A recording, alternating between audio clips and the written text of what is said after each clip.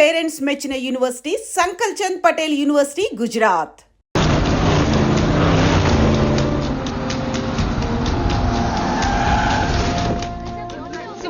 మంత్రి పదవి మిమ్మల్ని వరుసని మీరు ఆశిస్తున్నారా? What you are expecting?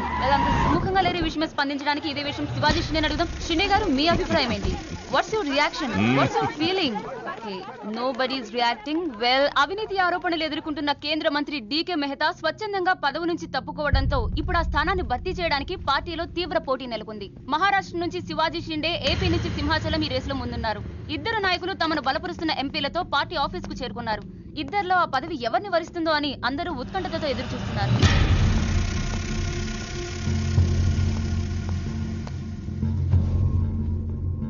आइए साहब, आपको साहब बुला रहे हैं.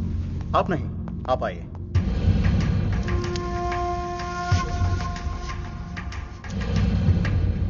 నమస్కార్ జీ. నమస్కారాలు పక్కన పెట్టి ఇది చూడు. ఫైల్ నిండా ఎలిగేషన్స్ ఉన్నాయి. నీ పొజిషన్ చాలా పరేషాన్గా ఉందయ్యా. ఇలాగే హైకమాండ్కి పంపించమంటావా? నువ్వు నా దోస్తు అని చెప్తున్నాను. ముందు నీ మీదున్న ఈ అలిగేషన్స్ని మాఫ్ చేసుకో. లేకపోతే ఈ ఉగాది పండక్కి అశోక హాల్లో ప్రమాణ స్వీకారం చేసేది నువ్వు కాదు, ఆ సింహాచలం.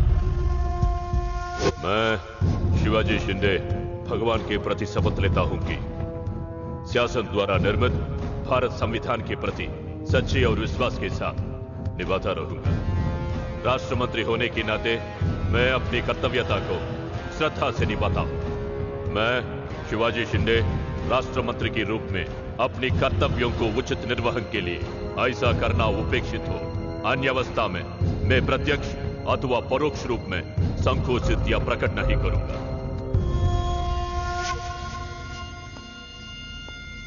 क्यों ऐसा दिख रहा? कुछ नहीं साहब. నేను మినిస్టర్ అవుతానే?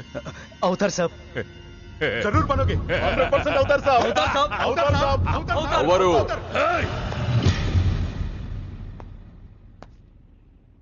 क्या बोला? అవరు అవతార్ సాబ్, ఆ సింహాచలాన్ని ఏదో ఒక కేసులో ఎరిగించి రాజ్యాంగం ప్రకారం మంత్రి పదవికి అనర్హుణ్ణి చేస్తే साला जो मेरे दिल में है तू वही बोला. तू साले सब चमचे हो, बेईमान चमचे, बेईमान चमचे. चलो चलो बॉस लिख के क्यों खड़े हो जा? चलो चल मेरे नजरों से चल.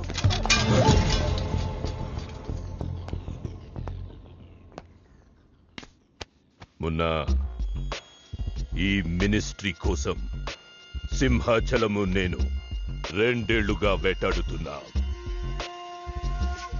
వాడు మంత్రి కాకుండా ఆపగలిగే ఒకే ఒక శక్తి హైదరాబాద్ లో ఉంది.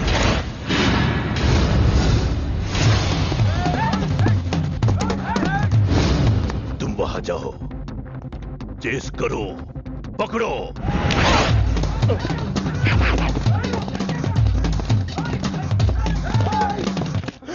నన్ను రక్షించే శక్తి లేదా?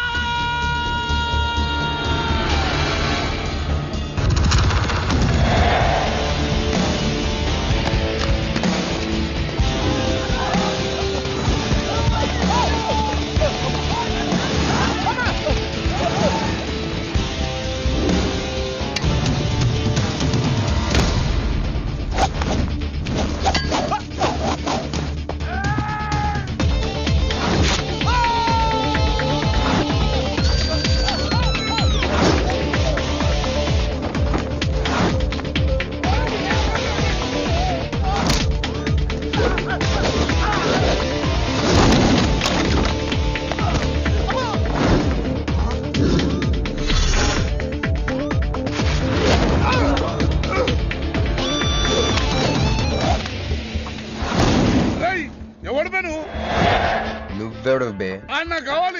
నాకు బి కావాలి బే. ఆడు నా కాడ 10,000 తీసుకుంటూ 4 రోజులు వేస్తానని. నెలపై 2 నెలపై ఇప్పుడు దొరికిండు కొడుకు. క్రికెట్ బెట్టింగ్ అని 10 రూపాయల వడ్డీ లెక్క 50,000 తీసుకుంటే సలహాలు. అరే, ఇండియా ఓడిపోతాను బెట్టింగ్ వేసాం, కానీ గెలిచింది. అది నా తప్ప? మాకి ఇంటి ఓడిపోతాం బెట్టింగ్ వేస్తావు బే? నిన్ను బతకనియ బిడ్డ. అన్నా, నీ బాకీ సంగతి మర్చిపో, నేను మర్చిపోతా. ఈ నా కొడుకు సచ్చిండు. రేయ్, కట్టమైజంని తలుచుకో. సగం చచ్చిండు. ఆపిన ఎందుకు చెప్పు. అన్నా, ఇప్పుడు ఈడాన్ని చంపిండు అనుకో మన పైసలు పోతాయి కదనే. గదే ఈడు 10,000 మనమే ఇచ్చేసినాం అనుకో ఆడిని మనకు వదిలేస్తాడు. గప్పుడు ఆ కొడుకు తాన 10కి 50 కలిపి వసూలు చేసుకోవచ్చు. తమ్మి నీ 10,000 నేను నీకు ఇస్తా అని నాకు వద్దే రాదురాబాయ్. ఇదిగో తీసుకో. నా పైసలు నాకు వచ్చి నాకు ఈ గబ్బు నా కొడుకు నాకు దేనికి కూసు తింటాం కూడా పనికిరాడు. తీసుకా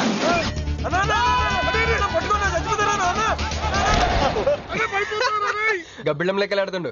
తమ్మి వస్తా. అన్నా అదేంటన్నా నన్ను వీళ్ళకి మేత కింద వదిలేసి వెళ్ళిపోతారు. బాకీ తిరిగినాక నీతో నాకు పనే ఉంది బే. కట్ట మైసం మీద ఒట్టు నువ్వు వెళ్ళావంటే. ఏందిరా కట్ట మైసమ్మా?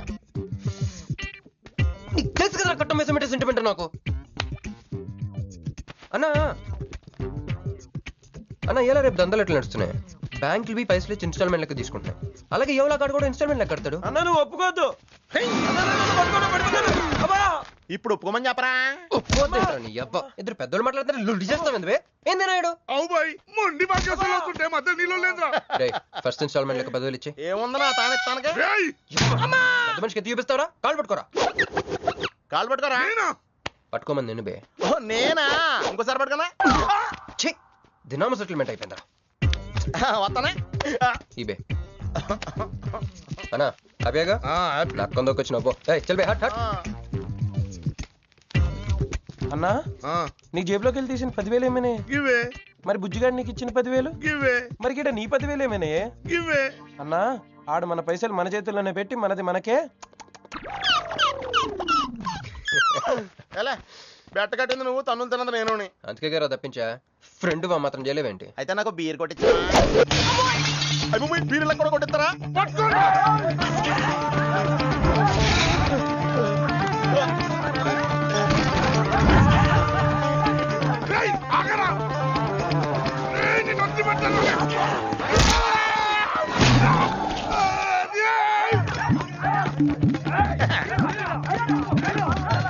వరుసగా ముద్దునే తలుపులు పడుతున్నారంటే వెదవెళ్ళారా? పని పడలేదే మీకు? ముత్యమెంత పసుపు ముఖమెంత ఛాయ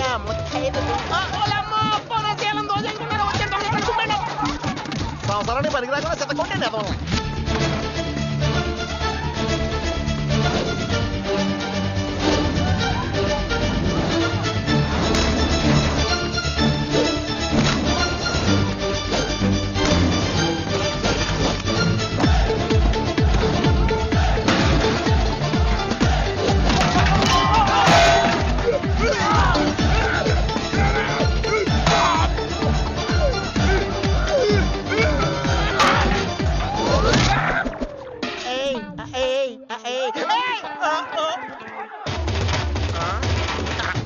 బోల పంచుకుని తాగితే పాపాలు పోతారా వదవల్లారా?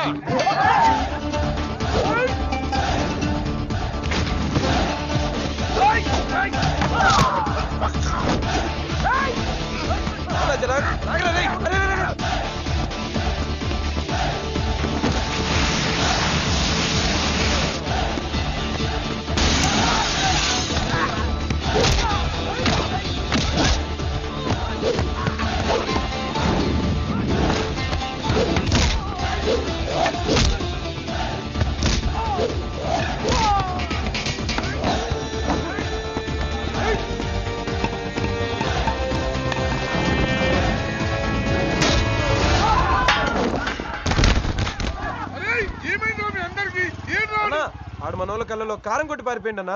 రాన్న బైక్ మీద వెళ్ళి పట్టుకుందాం. ఎక్కనా?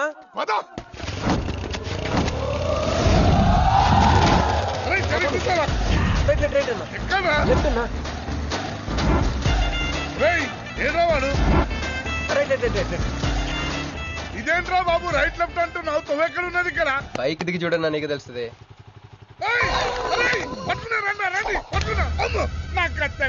బాబు ఈసారి నిజంగానే ఇస్తా. ఇదిగో నీ ఫస్ట్ ఇన్స్టాల్మెంట్.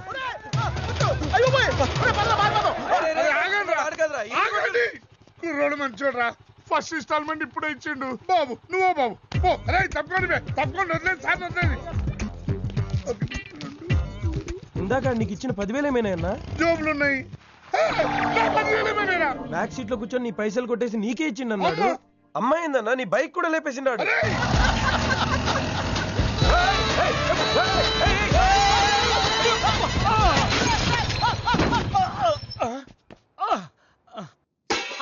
బండబడా ఆడి కొంపకి నిప్పెట్టా ఆడిగుండెకి సిల్లుబడా ఎవడయ్యాడు నీ స్కూటర్ని గుద్దినాడు మా నెల్లూరు చెత్తలారి కింద పడి సావా ఎవడాడు పెద్దగా దెబ్బలు తగలలేవే యో నీ గురించి ఎవడయ్యా ఏడుతా ఉన్నాడో మా పుట్టింటోళ్ళు ఇచ్చిన టీవీ పగిలిపోయిందని కాదు పైకి అట్టగా అంటున్నాడు గానీ బావకి చెప్పుకోలేని చోట చెప్పుకోలేని రేంజ్ లో దెబ్బలు తగిలేసినాక ఏంది ఈ కూడా దెబ్బలేనా మా నెల్లూరులో వాటిని ఏసకపోయిని అంటారు అట్నా మరి మీ నెల్లూరులో ఈటలు ఏమంటారక్క యా ప్లీజ్ పట్టుకుని యాదవా అంటారు నీకు నా మీద అభిమానం పెరిగిపోయింది అక్క అక్క తొక్క ఎదవరుసల ముయ్యే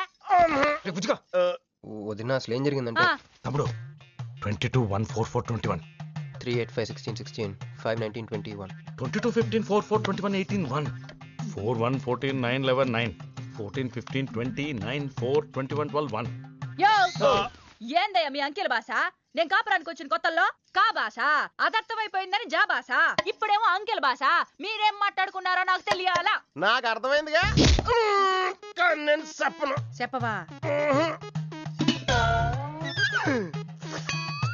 ఏమీ లేదు అక్కయ్య ఈ అంకిల్ బస్ చాలా సింపుల్ ఏబిసిడీలన్నీ 26 అది ఏ అంటే 1 బి అంటే 2 సి అంటే 3 కరెక్ట్ సింక్ లో ఉన్నావు మనోడు ఏమన్నాడంటే 3-8-5-16-16 ఏమన్నా 19-21 అంటే ఈ యాక్సిడెంట్ కారణం వీడే అని చెప్పేస్తాడు దానికి బాగా ఏమన్నాడంటే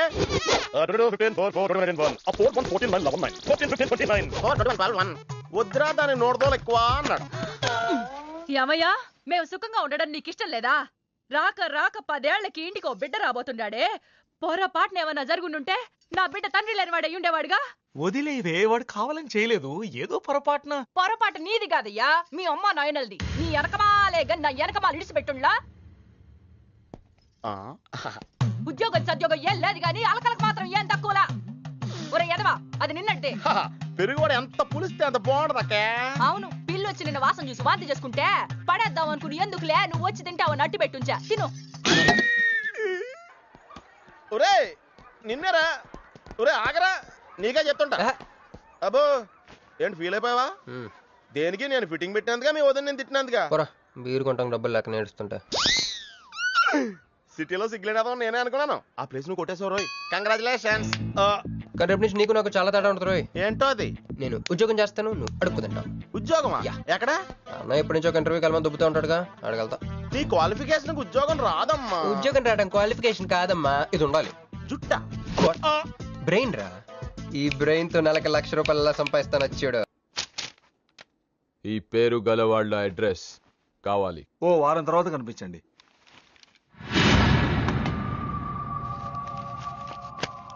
ఈ రెండిట్లో నీకు ఏది కావాలి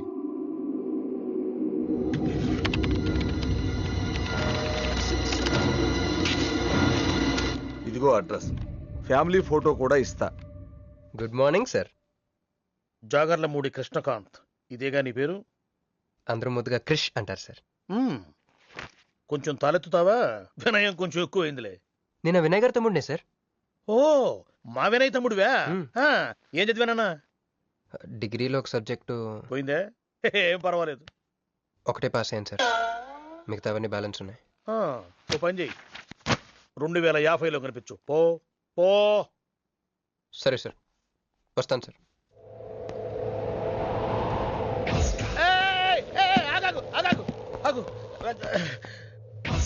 హ్యాండ్ ఏమైంది నిజామాబాద్ లో ఉంది సార్ నిజామాబాద్ లోనా అక్కడేం చేస్తుంది అన్నదానమా it's long sad story sir single line లో చెప్పరాదు ఒక బిజీ స్ట్రీట్ సార్ ఒక తల్లి బిడ్డ మాత్రమే రోడ్ దాటుతున్నారు సార్ నేను దాటుతున్నాను సార్ ఈ లోపు ఒక లారీ గుద్దేసిందా గుద్దనిస్తానా సార్ తల్లిని బిడ్డని ఇద్దరిని కాపాడేశాను తర్వాత చూసుకుంటే నా చేతికి దూరంగా పడింది హాస్పిటల్కి వెళ్తే నా చేయి మళ్ళీ ఎతకదన్నారు అప్పుడు బిడ్డ తల్లి ఏందో తెలుసా సార్ నాకెట్ట తెలుస్తుంది సార్ చెప్పేది వినండి సార్ బాబు కాపాడి నీ చేతిని మా ఇంటికి గోడకు తగిలించుకుని రోజు పువ్వులతో కాయలతో పూజించుకుంటాను నాకు ఇవ్వవా అని అడిగింది సార్ నువ్వు ఇచ్చేసావా నిజామాబాద్ తీసుకెళ్ళిపోయింది సార్ షార్ట్ కట్ లో చెప్పి ఎంత ఏడిపించావే టోటల్ గా చెప్తే నేను ఐసీయూలో చేరుండేవాడినేమో వస్తాను సార్ ఆగు నాన్న ఏడిపించి పోతావేంది నువ్వు రా చెప్తా ఫిజికల్ ఛాలెంజ్ కోటా కింద నీకు ఈ ఉద్యోగం ఇస్తున్నాను తెలుసా నిజమా సార్ సంతకం పెడతంటే నిజమా అంటావేంది మరి నా జీతం సార్ నెలకు ₹1,00,000 సంవత్సరానికి 12 లక్షలు